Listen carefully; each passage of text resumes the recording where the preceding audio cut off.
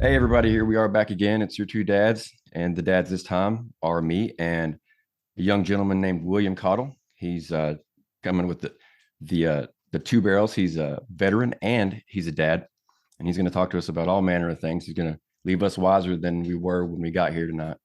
We do appreciate him coming on and sharing his wisdom. So, once again, thank you, William, and give us a little bit of an introduction, so to speak.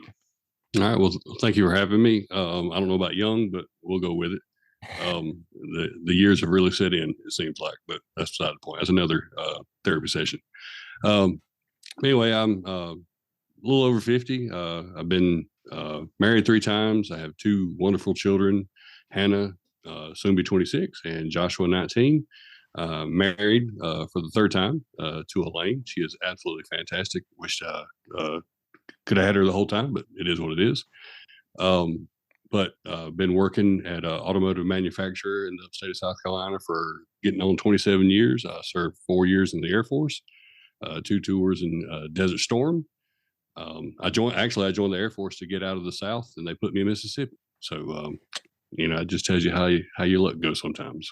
But happy to be here. Right on, right on. I have a couple questions about a couple different things you mentioned. It's funny that you're from the South. It seems like, as far as guests, we typically go, and it's not like we're choosing these, but typically they come from the South or somewhere around Kansas City. We had a bunch of people from all around the world early on, but here lately we've been really zeroing in just unintentionally around, well, my home. I live in Tennessee myself, so a bit on the southern side. So, Well, the vast majority of people who actually enlist in the military are from the South. If you look at the demographics, they are mostly Southern. that makes sense. I'll never forget that song. Blank. As soon as I said it, I started to blank on it. Copperhead Road, Hmm. where there's a line in that song where he says they draft white trash first round here anyway, and I'm like, well, that's all over the South. So you can say Absolutely, that from anywhere. been there, I've done that. Yeah, I've talked to a couple guys that were kind of similar to my situation, where they weren't all from the South, but a couple of them were, and they really just joined up to kind of get away. Like they had bad situations economically or familial, and they needed a way out, and the military was an escape, and for the most part, a pretty successful one. I've yet to actually talk to somebody that told me, "Man, I really regretted going in. I wish I hadn't done it." Like I just don't hear that by and large. Well, that was kind of the way it was for me. Had a pretty rough childhood growing up. Uh, tried to Was just a mediocre student at best. Started working when I was 14 years old. And just things didn't work out. I was going to a tech school and things just weren't working out. So I just said, well, let's just go check out the world. And like I said, I joined to see everything on my dream sheet in the Air Force. I put everywhere. I mean, I even put North Dakota on my dream sheet, and they put me in Mississippi. And when I got my orders, my TI, I looked at them and I said, Columbus AFB MS. What is that? And I was thinking Columbus, Ohio. So I'm like, cool, that's somewhere different. And he said, boy, you going to Mississippi? And yeah, that was an experience. Yeah, that kind of sounds similar to my situation. When they asked me where I wanted to go, I was like, just as far away as possible. I was like Mm-hmm. Germany, Japan, Yep. South Korea, and they sent me to Hawaii. And Oh, I mean, it turned out great for me, but that certainly wasn't like, that was never on my mind. I was never like, oh yeah, Oahu, that's where I want to go. That still wasn't far enough away. But that's how it goes. In terms of, let's see where we'll start here. I wrote them down in an order that isn't really going to be conducive to asking them. So we'll just start with your just to confirm, your children, they were born after your deployments, correct? correct. Okay, Yeah, I was so already out. we'll skip into one of my big questions, I guess, for the veteran dads, and that is, how would you say that the Air Force changed you or molded you such that you were a better father after that than you would have been? Well, the growing up dirt poor on a mill hill in Winston, South Carolina, you talk about white trash or trailer trash, I mean, we actually, when we got a trailer, we were moving up in the world. So, that's just the way it was. But I always had a work ethic because I always knew I didn't want to do that anymore. I didn't want to stay. I didn't want to. I started working at a cotton mill. That was my second job. And I realized I didn't want to do that. So I started working, and I worked and worked. And then, like I said, once I got in the Air Force, that work ethic, they just really just more or less fine tuned it, I guess, because you have to get up and you have to go to work, and there is no choice.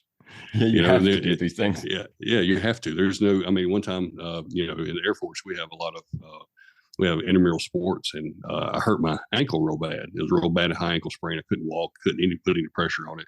They wrapped it up, gave me some 800 milligram ibuprofen, and said, hey, go to work.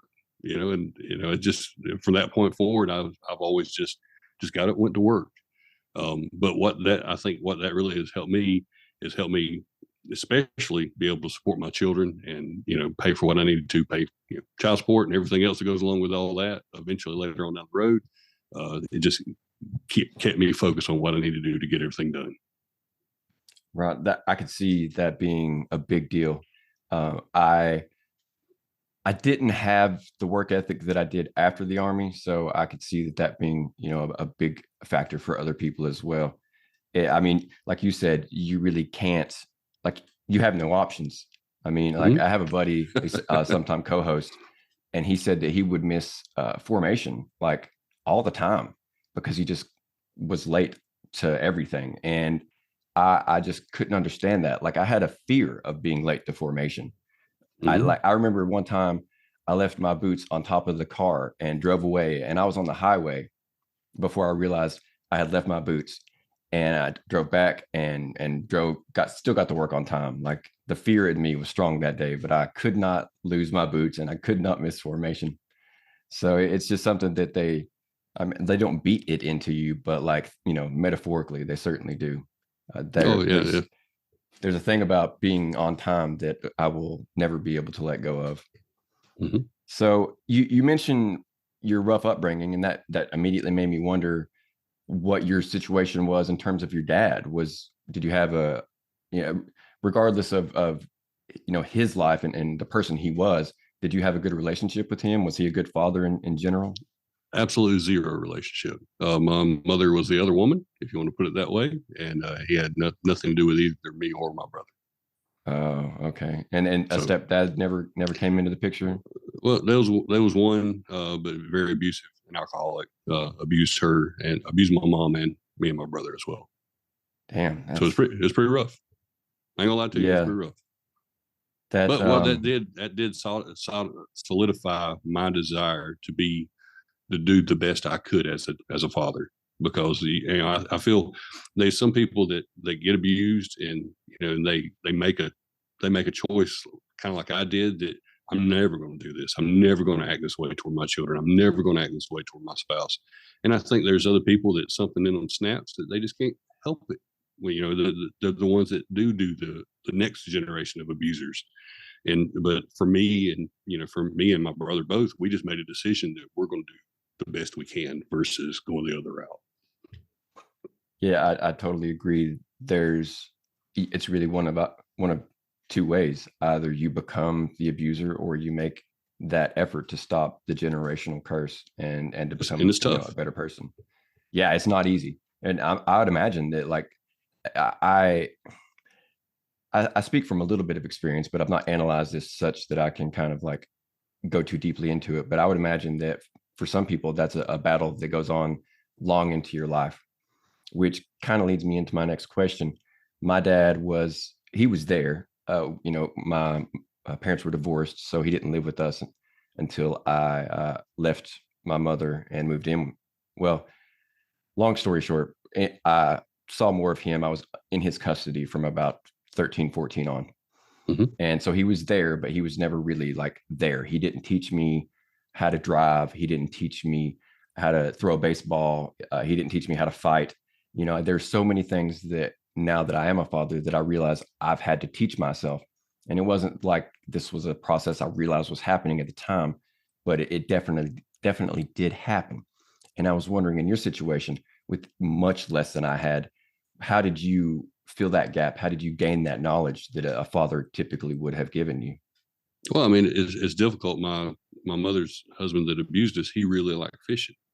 And my son loves fishing, and I have a very, very hard time with fishing. And it's nothing against fishing. It's nothing. It's not necessarily that I don't like it, but every time that I go, even to this day, I'm over 50 years old, and this happened in my 10 8 to 10-year range. Even to this day, when I go fishing, I get these chills in the spine, and I just feel it. It just kind of brings me back to being with him and his abuse, and that's very difficult. And obviously, my son, no way in the world he can understand that, and it's hard, for me to get him to even comprehend what I'm trying to tell him. So most times I just don't try to tell him because I take him fishing or something, or every now and again, and luckily now he's moved on to golf, so we can kind of get away from fishing a little bit. I hope. But those things are a challenge. I mean, even to this day, it's a challenge. That sounds really, really hard. I read that what you're experiencing there is basically PTSD.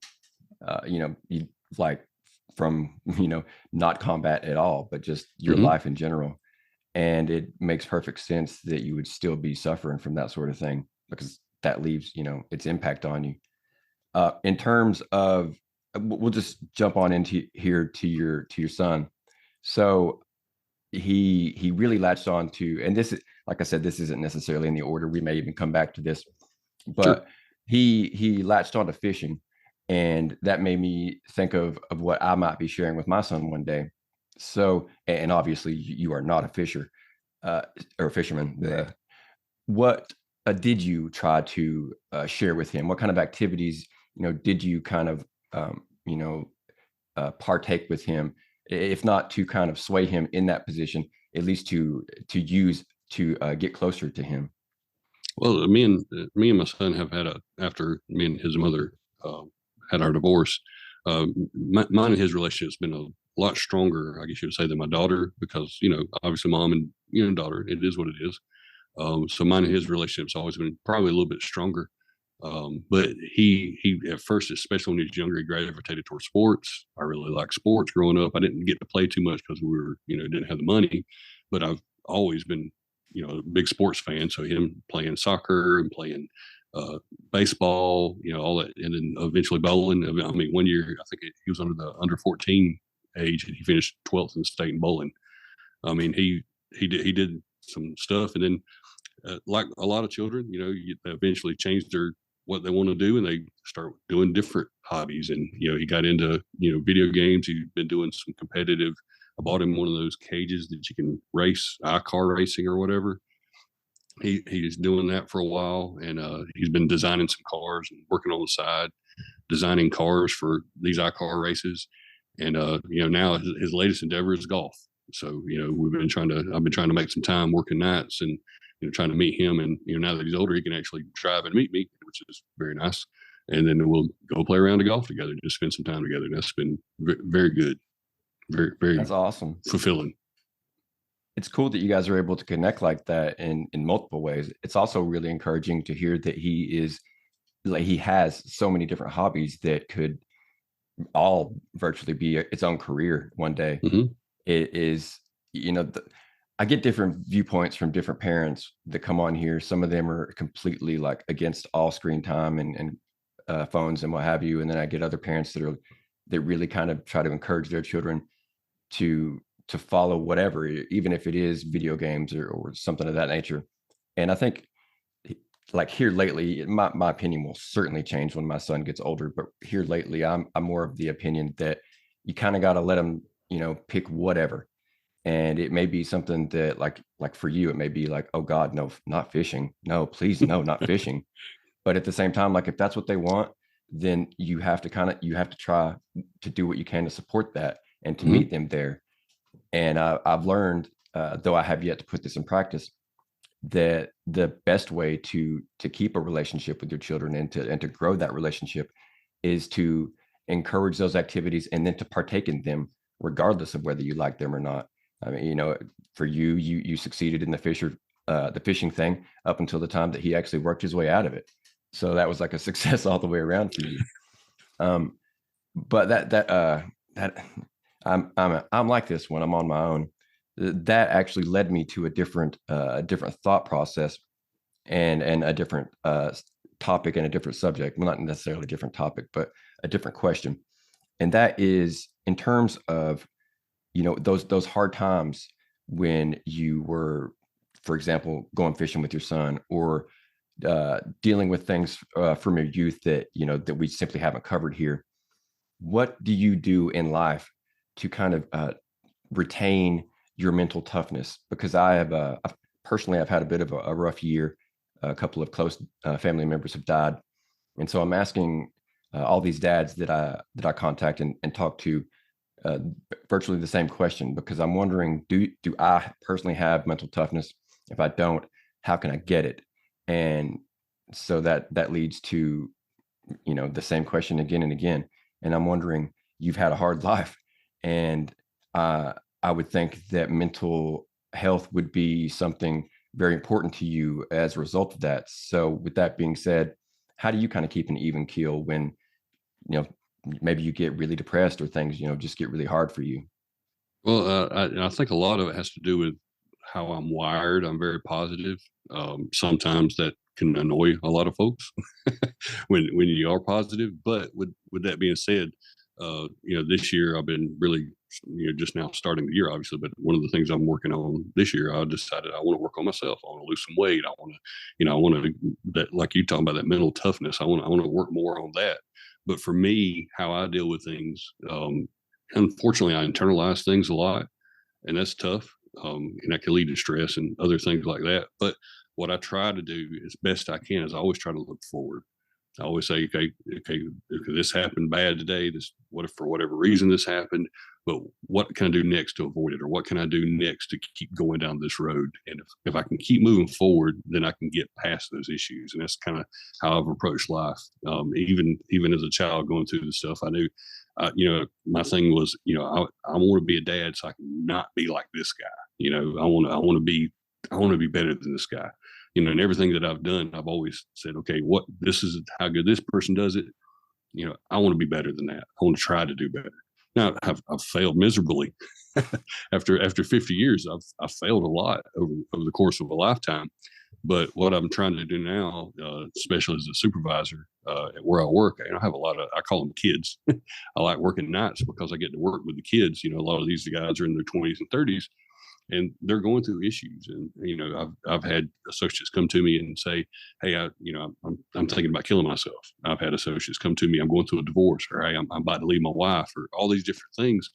And because of my life experiences and the things that I've been through, I've been able to sit down and talk to these guys and some girls and say, "Hey, this is what happened to me. I can't tell you what to do, but I can tell you what happened, and this is the result.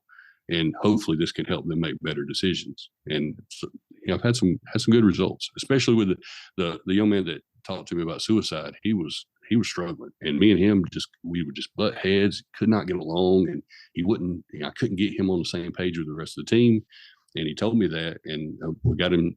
At work, we have some assistants that they can go to, and he got some counseling sessions. And he come back, and because he didn't want to, because he was an army guy, he's a man's man. I don't talk to nobody.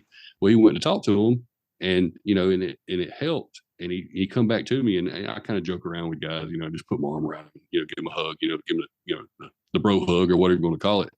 And he come up to me and just give me a big old bear hug, and just thank me. And he told me, he said, "What can I do?" I said, "Somewhere in the next 3 months, you're gonna come across somebody in the same situation. I want you to do the same for them." Sure as the world, within 3 months, the assembly line was down. He said, he sees this guy just sitting there talking, and as he walks up to him, or talking to himself, and he looks down, he sees a puddle where the guy's crying, and he sits down beside him, and he says, "Hey, what's going on?" And the guy told him, he said, "I'm gonna go home and kill myself." And he started talking to him, and then he convinced him to go get therapy. And he actually went with him on his first visit. And then that guy, he got better, and and he come up to me, and he just was so excited because he got to help somebody. And he told that same guy the same thing that I told him. It's one of those kind of pay it forward things. And if you can do that, it makes everything else worth it. Yeah, that's awesome. Yeah, I mean, you virtually saved two lives just with what you did. I mean, Well, I think a lot of times people just don't have the tool. They just don't know they have the tools. A lot of places where they work, they have tools that help people, and they just don't even know they're there, or well, I'm an Army guy, I'm an Air Force guy, I'm a Marine, I'm too tough for this. I just got to deal with it. And sometimes we just can't deal with it. And sometimes we just need to talk to someone, whether it's a supervisor or a friend or a therapist or whatever it is. We just talk it out. A lot of times it will help. Yeah, for sure. It's not a matter of strength sometimes. I mean, the human psyche can only take so much, and then Mhm. it becomes a matter of being strong enough to ask for help.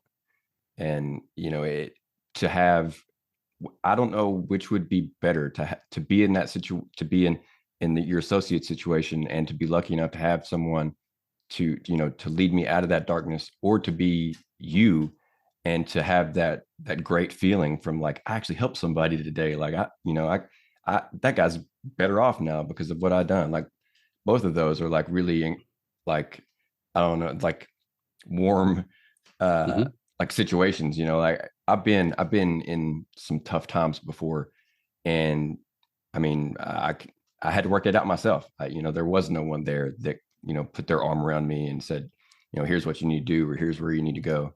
It was all on me, and so it would have been really cool to have had somebody.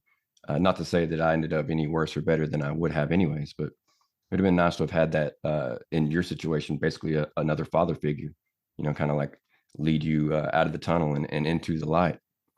And I kind of got carried away. I had an interview yesterday, and before I knew it, we were an hour in before I got like to where he could promote anything. And I don't want to skip out on the Air Force questions that I had, so we're gonna kind of shift gears here and move on into the Sure. military side of things. And none of these are necessarily super serious or anything like that, so don't worry about that.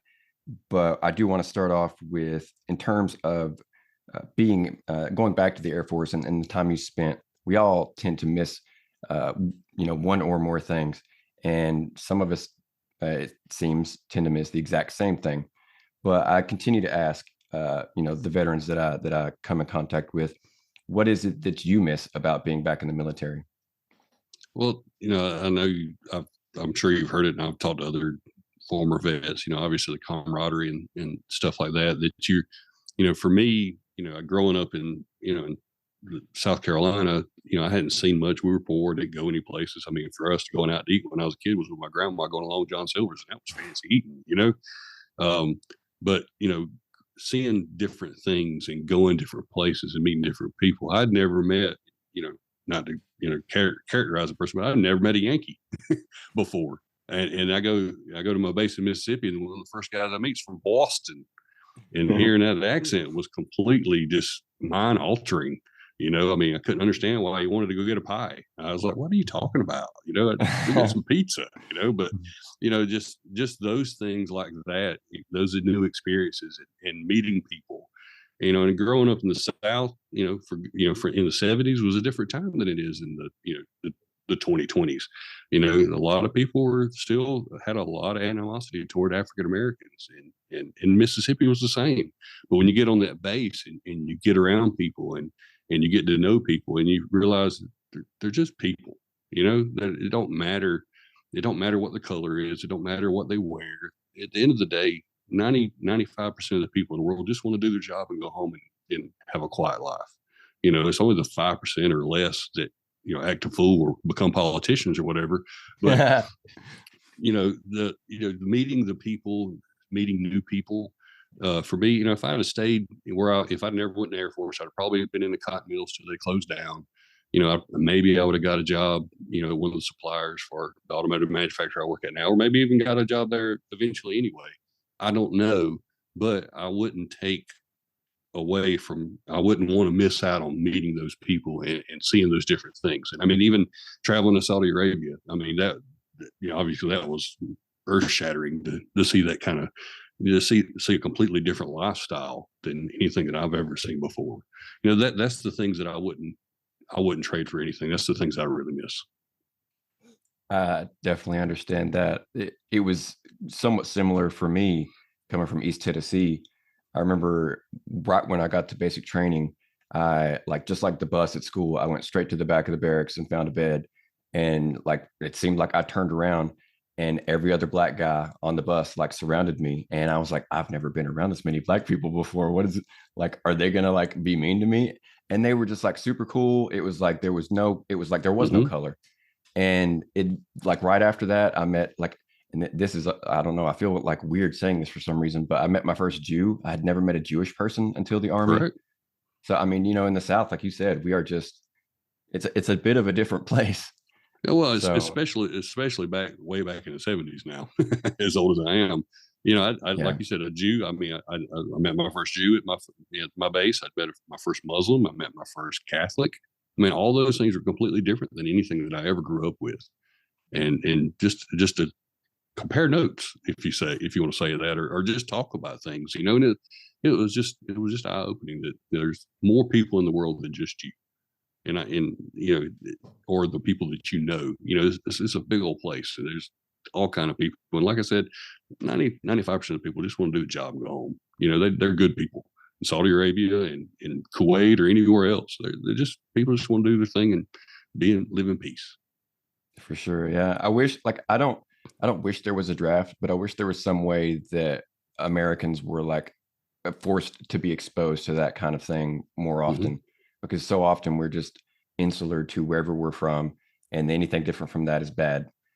And that's that creates all kinds of problems, and it's not going to get better until it get well, it's not going to get better until it gets worse, and hopefully it gets better after that, but I don't know. Well, you're not going to know how to work with people until you have to work with people. You're not going to know how to deal with other people until you have to deal with other people. And if you just stay in, Pales or South Carolina and you never go anywhere, then you're never going to do anything other than deal with that. But if you go to, Al-Kharj, Saudi Arabia, or you go to Munich, Germany, or you go anywhere else, you're going to see things that expand who you are, and you can understand things better. And maybe you don't, when you watch that newscast or you see that report, you go, well, that's probably not what those people thought, because I've actually talked to those people and I understand what they want. you know so it's different. Yeah, that must be. I personally don't have that kind of insight, but it must be nice to, like you just said, watch something on TV. Well, also nice, but also frustrating, and have them pushing an agenda or a message that you're just like, no, no, I've talked to those people, and that is not their message. Like it would be Yes. both like it would be both like I'm cool, like I'm on the inside, but at the same time, like, why are you lying? Stop Well, lying. it makes it where you really can't watch TV. You just can't watch the news. I mean, either side of the coin, if you want to put it that way. For me, I can't. I don't. I can't watch the liberal or the conservative side, because at the end of the day, they both have got an agenda, and I just want to be left alone, do my thing. Yeah, for sure. That's more and more the way I am too. Like, don't even tell me like what you support. Like, I just want to, like, because I don't care. Like, it just doesn't matter Yeah, to me. exactly. And, I just want to take you as you are. Just take me as I am, and let's just not even talk about it, man. Like, Hmm. I mean, I've got a buddy who has a podcast. It's basically like a news podcast, but he is like he pushes to be straight up the middle. That's actually the name of it, is up the middle, and he's pretty easy to talk to. But even him, like there are times where he will show his bias, Hmm. and like I mean, I can't argue with his bias, because the people that he is arguing about, like, I will argue about sometimes too. But with that being said, even still, it's like I don't want to hear it. I don't need that negativity. Like I'm like just like you, I'm getting more and more to where I won't even watch the news. Like I don't even look at it on my phone anymore, because it's always just so negative, because that's what sells. Like, Hmm. if they're like, Unfortunately. yeah, if they're like, oh, little Jimmy got the life-saving operation he needed today, then not as many people are going to read that as, oh, Epstein stole the money from little Jimmy and made sure he died, or some crazy. I don't know. Trying to think of the craziest thing I can think of, but like that's like it's the negativity that pushes the views, and it's just not anything I need anymore. I've got enough like anxiety and stress to deal with, just because of who I am and how I am and the way my brain works. Well, one of the So things, kind of coming back to mental health real quick, one of the things on Reddit is I look at a subreddit called "Made Me Smile," and it's just this nice little, kids opening presents, or something happened and made a kid happy or something, or an adult or whatever it is, but just something like that. Instead of looking at all the negative, I purposely, at least once or twice a day, I'll go to Reddit and I'll open up just that subreddit just to look at those, just to have something positive that in front of me. It's cool to hear you promote Reddit. That's actually there's a couple of subreddits that are good for things like that. You know, be it like cute little puppies or what have you. Like Reddit is black and white. You know, it could be really really bad or Oh it can yeah, be like really really uplifting. yeah. Uh, I have uh, I have dipped my toe in there and then dove head first and now I'm kind of backed out and use it mostly just for it'd be surprising. I don't know what listener is gonna learn something here, but you'd be surprised to find how many times you go to Google and ask a question and it will lead you to Reddit. And Mm-hmm. that answer will be like most oftentimes correct. And I don't know why Reddit has a good reputation for that sort of thing, but I keep it around for that, if nothing else, because it's easier to just pull up the app and see the answer as opposed to try to hit the desktop. So with that kind of well, I'm not going to say like darkness or seriousness, but with that more uptight stuff out the way, we're going to get into a little bit of fun here. All And right. I did this with at least one guest that was in the Air Force, and I told myself I was going to do it again and again, and of course I forgot until now. But in terms of the serious Air Force questions that I'm sure you were faced with when you were in, based on when you were in, I'd need to know these two things. First and foremost, Iron Eagle or Top Gun? Gosh, I hate to say Navy, but it is Top Gun. I mean, it's just hard to beat Maverick. You just can't. I mean, even with the last one that just come out. I mean, that was just a very good movie. You know, I Man, it mean, was, wasn't it? There was a part in the beginning, and I've told people this, and this isn't me, but I've told people this. I was like, if you want to see a good movie, watch this. I was literally crying in that first series of scenes. It was so good, like oh yeah, just so uplifting and patriotic, and I ate it up with a spoon. It was so great. I hated But it took so long in between episodes of the movie, but when they did it, he did it right. I mean, and you realize too that movie was supposed to come out right at the very first of the pandemic, and he refused to let it go because he wanted people in theaters because he knew that that's where it needed to be saw at. That's what Tom Cruise did. So he purposely pushed it back and back and back and back until the theaters reopened real good, so that way everybody could see it in the theater. yeah, I mean, you hear lots of stories about Tom Cruise being crazy or whatever, but that man's a freaking genius. Like, Oh yeah. as far as movies are concerned, like, I was just listening to a podcast yesterday where it was talking about how way back when the Outsiders movie came out, they expected like Ralph Macchio or one of those other guys to be the runaway star. No one was Mm-hmm. like, oh, that funny looking dude with the messed up teeth, like he's not going to be the star. But Mm-hmm. like, sure enough, like he took off after that. Mm-hmm. And I know that, like I said, some people don't like him, but like he is one of the few people that I'm easily able to separate the man from the art. And no matter how goofy he is on Oprah or whatever, I'm still going to be able to tune into Cocktail or Top Gun or whatever Oh yeah. and love it just as much as I always did. And it's also I don't know if I'd say funny, but it's interesting that you also went for Top Gun because the last Air Force guy, his dad was actually Air Force, and he still chose Top Gun. So Mm-hmm. it was like the Iron Eagle thing where you can join the Air Force and save your dad, and he still went with Tom Cruise. So it follows then appropriately since you chose Top Gun. We go to the next, maybe even more important question, and this one actually, the last time I posted this on YouTube, it actually got a bit of a, for me, it got a bit of an uproar, a bit of an argument going. And I'm wondering, Maverick or Iceman? Oh, that's tough. That's tough. I mean, in the original movie, Iceman he was just cold and calculated. I mean, you still got to go Maverick because he gets the girl. I mean, at the end Yeah. of the day, he gets the girl. He's the cool guy, I guess. But the first Iceman was tough in that first movie, but I still have to go with Maverick. I picked Maverick for the same reason you did because he gets the girl. My previous Air Force buddy, he went with Maverick, and I mean, I'm sorry, Iceman, and I couldn't fault that because being a grown man now, looking back, like Iceman is just badass. Like he's just Oh yeah. cool. It was funny though. As I mentioned back on YouTube, there was one guy that wrote like I won't call it a thesis because I actually did, appreciate him putting thought into it. But it was like a couple of paragraphs about how it was actually Iceman that got Goose killed, and how Hmm. you couldn't possibly pick Iceman because that disqualifies him, and so the only choice is Maverick. And I was like, whether I agree with you or not, like I really do appreciate you putting this much thought into the question. Just like this clip you saw on YouTube, and he didn't reply back or anything, but I thought that was really cool that someone was that invested in it, that they gave that kind of answer. That is actually the end of the silly questions. And well, I guess this next one is kind of silly. And this is one that I will ask from time to time. It's really just any of these questions are virtually hit or miss because I sometimes don't think to ask them. But this will kind of transition us into the second part of the podcast. So with this last one, I've tried to come up with a couple questions for my guests that they may have not heard before. Some of these people have done a lot of interviews. I actually did an interview not long ago with an author who's also a press secretary for some politician. He didn't actually Wow. name it, whoever it was, and I didn't feel the need to ask.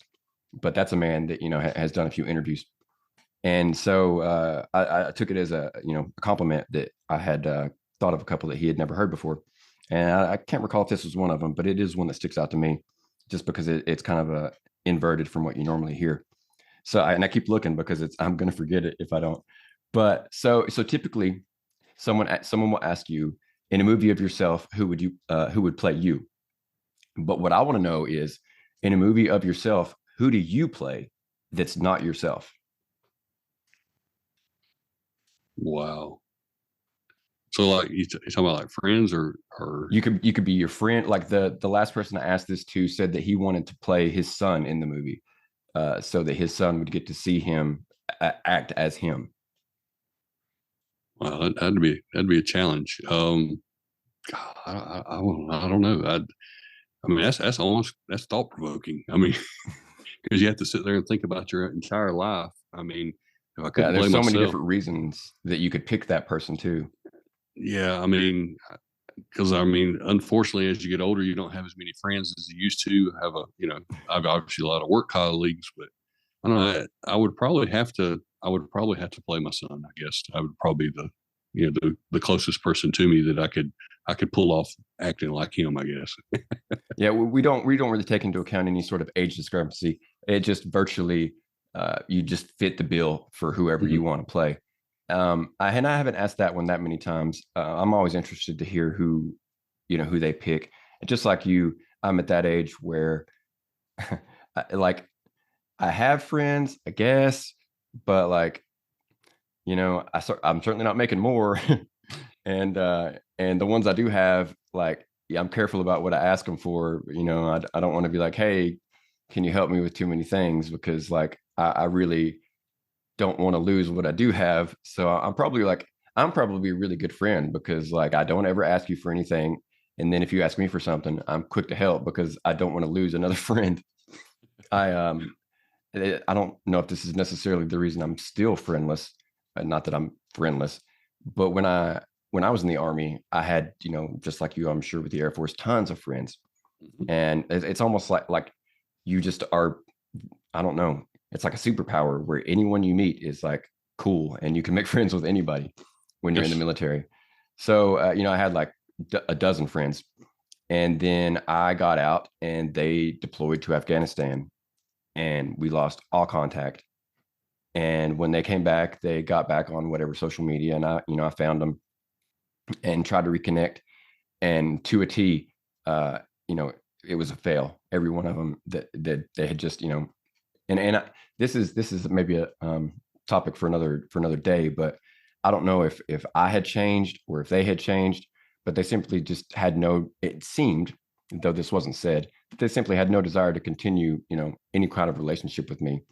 And I've kind of that kind of like stuck with me when I will talk to veterans that have actually gone on real deployments. I deployed to Bosnia, but I don't consider that to be a big deal compared to Afghanistan, Iraq, that sort of thing, Saudi Arabia. Um, so I've always had a bit of a chip on my shoulder when it comes to talking to vets that have done one or multiple deployments. But that that kind of like that was my, I guess my big chance to continue, having friends into adulthood, and deployment kind of got in the way of that. And I'm sure that nowadays I'm more, psychologically put together, such that I could carry on a friendship long term, long distance. But at the time, yeah, just it was just like duck hunt. It's like, oh, there goes a friend, there goes a friend, there goes a friend. And then I moved back home, and uh, like I had one real good friend that I guess basically the same thing had happened. I'd been gone too long, and he didn't want to be friends anymore. And then my other good friend turned, and this is just insane. And I don't even know why I'm getting on this topic, but I had another friend that turned into a child molester. And it's just like, I'm Mhm. done making friends, man. I'm just like, I've got a wife now. She's awesome. She's my friend. I've got a Yeah, son. He can be my friend one day. yeah, Oh, well, life gets in the way it does. It really for does. It friendship. does. We, like I said, I do have quote unquote friends, but like they just have so much to do. It's just really hard to get together when you're this age. You throw in kids, you throw in jobs and church and everything, and it's almost insurmountable sometimes. Mhm. To it's the most you can hope for, to just text back and forth every couple of days. Um, that does bring us here to what I will call the second half, even though probably won't be half in terms of length. But that is where we get to, for at least some guests, the reason you're on, and that's to promote what you have in your life, be it a podcast in your personal situation, or books, which also you have going on, or whatever the case may be. And I know we haven't touched on really any of it, so I just wanted to give you this time to share whatever you might want to share with my listeners, uh, few though they may be. About if you give a good spiel, you might get 50 to pick up whatever you're selling. But just give us what you got, and give us your elevator pitch. Well, one of the things about being a veteran, you get kind of put in places that you don't really want to go. You don't really want to do. You don't, you have to go, and it kind of gets you out of your comfort zone. And for me, my comfort zone is getting up, going to work, hanging out with my wife, hanging out with my kids when I can, and never put myself out there like that. So last year I wanted to start a podcast, and I started a podcast called "What's the Deal, Will."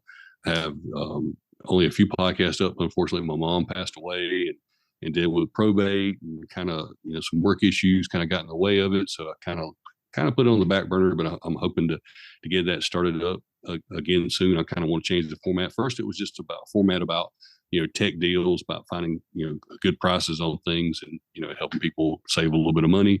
I'm gonna get more into the opinion side of it, talk, kind of reviewing stuff, because unfortunately, I guess you'd say technology or geeky stuff is my Achilles heel. I could spend a freaking fortune in Best Buy. If you just give me a credit card with unlimited, man, I'd go freaking nuts. Or Amazon. I mean, Amazon's my new weakness. I mean, it's just so easy just to hit a button and boom, it's at your house 2 days later. I mean, oh, it's Yeah. so awesome. But anyway, so hopefully I can get that rebooted. Hopefully next week or two. I got some really good ideas I want to start working on. I also wrote a couple books. With the assistance of a little bit of computer help, but on the smart home.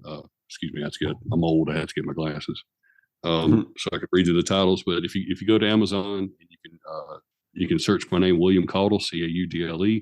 I have 3 books on there. The Smart Home Starter Kit. It's just a little ebook. You can get it also in paperback about how to start a smart home. My second book was about smart home ecosystems, because you have um, basically you have mainly 3 main systems. You have Google, or you have Apple HomeKit, or well, 4 Amazon Alexa. If you want Jeff Bezos here and everything, you can go with that. Or you can go independent and kind of do a hodgepodge, kind of put all kind of different things together. And then the last book I wrote was The Matter Standard, The Future of Smart Home. They're going to be introducing this Matter Standard, where they are in the process of introducing this Matter Standard where everything will work together. So before, if you were like doing Amazon, the stuff that came out of Apple was very expensive, because of course anything with Apple on it, you can pay more money for it. But now with the Matter standard, everything will work with everything. So that leaves more people the ability to give them to buy anything that want to buy it. It all works together. My next book that I'm working on right now, hopefully I'll get it out within. I'm hoping to get it out by the end of the month. Is a smart home for seniors, kind of a guide to helping. I guess now that I'm getting more toward that senior level, but helping seniors regain or gain some independence by smart home. I mean, people, if that your parents want to stay in their house, but you're kind of worried about them, I mean, you can install cameras that you have access to, that you could see them, and if they fall, you'll know. You can have sensors in the house that you can see exactly where they are in the house if you don't have the camera on. I mean, there's different things that you can do to give them that independence for a longer term, that you don't have. They don't take away from their personhood, and you just don't throw them in a home, or you got to put them in your basement to take care of them. They can still live independent, but you could still be able to assist them. There's different things that smart home, technology now can open up to help seniors, and I'm trying to formulate that right now, and hopefully I'll get that out by the end of the month. One of the things one of my New Year's resolutions this year is too, is I want to do an app. I want to make an app for the phone, for the iPhone. I have no time frame on that, but I just want things I want to do. Why not? I mean, put it up there for the App Store for sale for 99 cents. I'm wanting to do like a golf scorecard. If it sells, great. If it don't, who cares? I got an app. I mean, how cool is that? Yeah. But that's the kind of the things that I've been working on. It just helped for my daughters in computer school, or I guess just forensic. I'm sorry, Hannah, I forgot the name of it, but computer, like it's something about forensics for computer security or cybersecurity. And she needed a computer, so we for Christmas, I bought her all the parts. And me and her and her brother, my son Joshua, mostly Joshua, but he put this computer together for her, and I thought that was neat. So I was like, man, I want to put a computer together now. I want to buy all the parts, and I want to do it myself. Right now I'm just doing with all the Apple stuff. Like I got a Mac Mini too, and iPads and all that good stuff. But I want to build that computer just because I want to. And that's kind of what I'm into. I'm hoping, like I said, I want the podcast. After listening to several episodes of your podcast, and there's several guys I'll listen to now. I don't even really listen to music anymore at all. But I mean, there's just so many things out there that can help people. Even if it's just, man, I could save $20 on that, or God, that veteran went through the same thing I went through, or man, that dad had that same issue. There's so many things out there that can help people now if people they'll just pay attention. And I just want to be part of that, of helping somebody. And if I can help a senior stay in their home a little bit longer because they read a book and they said, "Here, Junior, fix my home for me," and give them that blueprint that they could able to stay at home. I mean, that's kind of cool, and I'd like to be part of that. So that's kind of what I got going on right now. Obviously, I've been at my employer now for 27 years. I'll be there till I die. Hopefully, if I die there, they'll drag me off site and pronounce me dead there. I don't want to die there, but I work for a great company. They've been very good to me and my family. I can't complain at all. In manufacturing, you have some people have great experiences, some people have bad experiences. It's not for everybody. Just like military. When I went in the military, I went in there to this do 20 years and get a retirement check, and ended up staying out, getting out after 4 because, my first wife, she couldn't handle it. She didn't want to be there anymore. She wanted to go back home to South Carolina, and those things, they add up. And, I just feel very blessed to be where I'm at and having the ability to do what I have. I kind of got on a rabbit trail there. Sorry. Right on. That's cool to hear. As far as the smart home for seniors, man, I totally support that. I know that personally, my grandma died last year. She was basically my mother, and there was many times where we were trying to figure out ways to, give her freedom while also, trying to get her more safe than she was. And there was never a time where I was like, hey, what about smart cameras or anything of that nature? Mhm. We just kind of went old fashioned with it. And eventually, like a sick dog, she just stopped answering our calls. And we came over here one day and found her, and and now we live here. But that could have been, if not avoided entirely, at least worked on, fixed and remedied or whatever. We just didn't have anything like that, and to know that you're about to put something like that out there for other people. Like I said, I can't help but support that, because anybody that can avoid being in the situation that I was in, like I'm all for that. And it's not even about like privacy, in terms of your parents or your grandparents. Like it's just they need you need to know they're safe, and they need someone watching out for them, especially when they don't want someone watching out for them. And Well, the cameras would have been great for my grandma. it's about safety. Like my mom, when she passed, I'd give her a few years ago, I'd give her an Apple Watch because of the fall detection. And I can't tell you how many times that she would fall and that would go off, and she would be able to, where I lived, approximately about an hour or so away from her, she could call her pastor. She had it set up where when she would fall, it would tell, hey, we saw that you fall. Can we call somebody? And she'd say, call pastor. And then she'd call her pastor, and his wife would come help her get up, And I mean, that would have been life saving, because if she hadn't had that, she might have died years ago. Unfortunately, the older she got, though, she would take it off because she didn't want anybody to know when she fell. Just, but if I would have had her home set up like I would like to have now, then I could have saw what was really happening, and maybe some of this, maybe she would have passed at the same time. I don't know, but at least I would have had a little bit better peace of mind of knowing what I did everything that I could have done. So Yeah, we get crazy when we get old, man. Like my grandma would be she'd feel awful, like her blood sugar would be through the roof or bottomed out. And she would be like, I can't go to the doctor. I look terrible. I'm like, yeah. who the fuck cares what you look like? You could die right now. Like, you have to go to the doctor. Like, I need Mm-hmm. to call 911. And it's I'm just like, why would you even think about that? Like, what age am I going to reach where I'm just like, oh no, I'm too sick to go to the doctor today?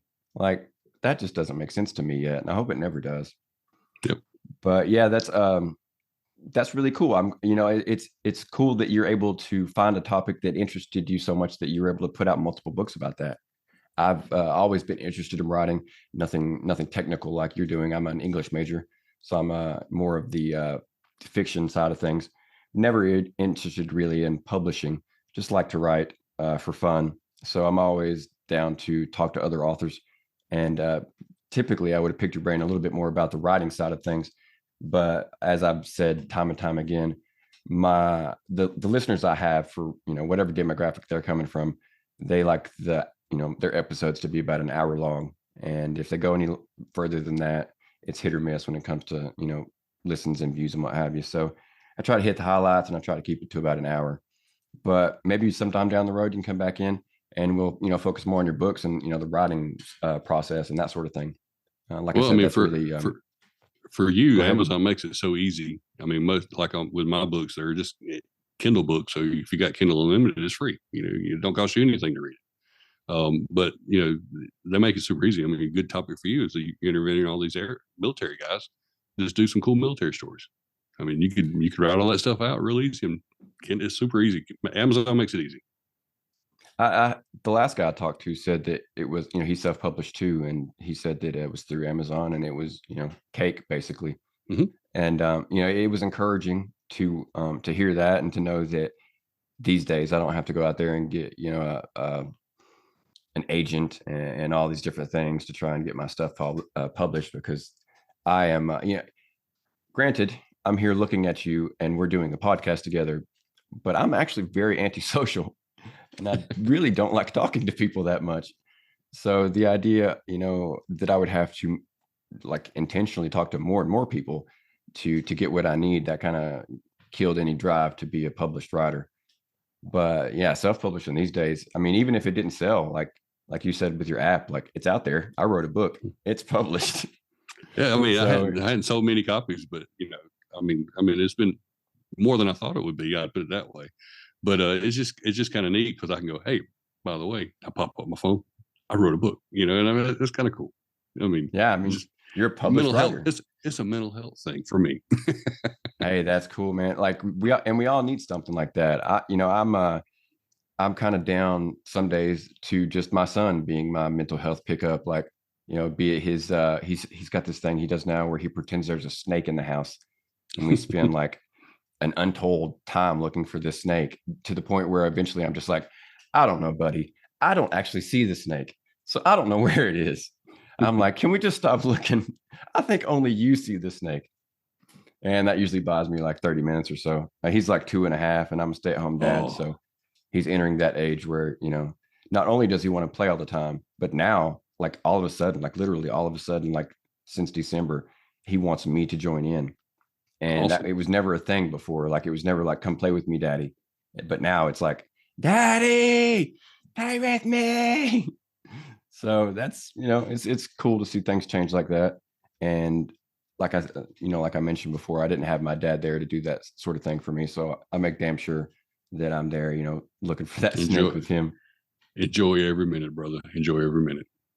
Yeah, and that's another thing. I'm really lucky that I can step back in the moment and be like, man, this is awesome. Like Mhm. my cute little boy is like giggling and laughing, and I'm sitting here like enjoying it with him. Like there's nothing better. And I don't know. I try to practice gratitude. Maybe that's kind of flipped a couple switches it's helped me and and other things. But if you're able to enjoy it while it's happening, there's no better thing than playing with your kids, because that's so awesome. It brings so much joy. Well, you So don't know later on down the line. I'll hit you with this real quick. My son's 19. One of the things that I was going through one of my self doubt moments about fatherhood and everything else. And one thing he told me, he said, Dad, he said, the one thing I'll tell you is I knew every single game you'd be at my game. You might not show up to the seventh inning because that's as quick as you could get there, but I knew everything I did, you'd be there for me. And for him to realize that, you think he's 5 playing a soccer game, he's not going to remember that, but he did. So enjoy every time you look for that snake. If you have to go to Walmart, buy a little rubber snake, hide it for him, really freak him out. I mean, go I have didn't some think fun, about man. that. That'd be awesome. Yeah, I should do Oh yeah, that. oh yeah. Oh, is this it? You know, He then would it might be. flip. Then you might be done with the snake. Period. Yeah. Okay. Because originally, he went on this phase where he was like all about ghosts, and he's like, "Oh, there's ghosts everywhere, Daddy," and I didn't want that to start. Yeah. So I was like, "No, dude, there's no ghosts. Ghosts aren't real. We don't have ghosts here." And then he did it one day, and he's like, Ghost over there, Daddy." I was like, "Jack, how many times have I told you there's no ghost?" And he's like, "Oh yeah, snake, Daddy. There's a snake over there."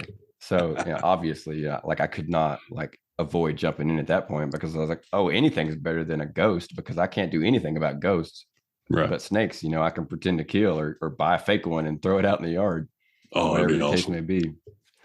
That I'm definitely gonna have to do that. That was a good idea. Thank you. So as some listeners, you're gonna have to be a long time listener, because I don't do it every time. But as some listeners will know, I do like to try to end things on a high note, uh, just regardless of how dark things may have gotten during the course of the conversation. And I do that with a bit of a joke, a bit of a ha ha. I've got a co-host that he sticks more toward the G-rated dad jokes, and they're awesome because there's nothing like a dad joke. But my dad jokes tend to be a little bit more adult, and I'm not out here throwing out multiple f bombs, but they are not necessarily for kids like his are. So with that being said, I found a good joke here, and it's real short, but it starts off. Son turns to his dad and he says, "Dad, did you get the results of the DNA test back?" His dad turns to him and he says, "Call me George." And I thought that was pretty funny. That Uh, gave me a bit of a tickle. that's pretty good. I I looked at that like right before you came on. I think I was taking a screenshot of it just in case something happened and my phone messed up, so I'd still have it. So I'm glad you enjoyed that. I'm glad I left you with a little bit of a laugh. And with that, I do want to thank you for coming on. You've been awesome. You've been really easy to talk to. Like I said, I'm super introverted, so I always expect the guest to be like, I don't know, mean or something. I really don't know what I expect, because it never happens. And you've continued the trend. You've been super fun. You've made me, like I said, a little bit wiser, given me more to think about, more to do, because I need to make a trip to Walmart tomorrow.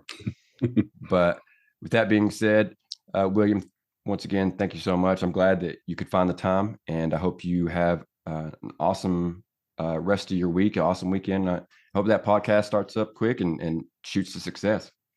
All right. Thank you. I appreciate you having me. Hey, no problem. From all of us at Your Two Dads, this is Corey, and I'll check you later.